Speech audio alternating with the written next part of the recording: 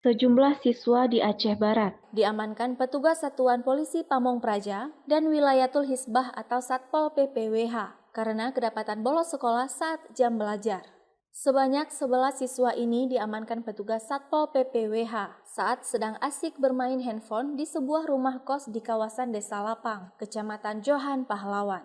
Selain itu, petugas juga mendapatkan para siswa di warung kopi dan pantai saat jam belajar. Para siswa yang kedapatan bolos tersebut berasal dari SMA Negeri 2 dan SMK Melabuh. Mereka diamankan ke kantor Satpol PPWH untuk diberikan pembinaan. Ini informasi kita dapat dari warga di daerah kos-kosan. Jadi warga sudah mengingatkan supaya jangan bolos lagi. Jadi karena mereka nggak mengindahkan, kemudian warga lapor untuk menetipkan mereka.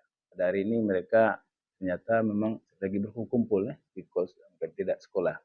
Mereka lebih kepada main game, kemudian merokok, pada akhirnya bisa masuk judi online. Untuk narkoba belum. Ada sebanyak 11 orang, 11 orang yang berada di 2 jam pelajaran. Jadi mereka kita bawa kemari untuk kita data, dan ada beberapa handphone yang kita dapat, ada sekitar 8, dan ada kunci rokok dan segala macamnya.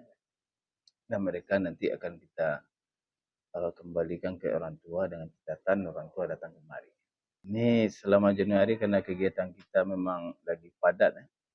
Kita baru naik 6 kali ya. Sudah sebanyak 26 siswa yang kita tertibkan dari berbagai sekolah.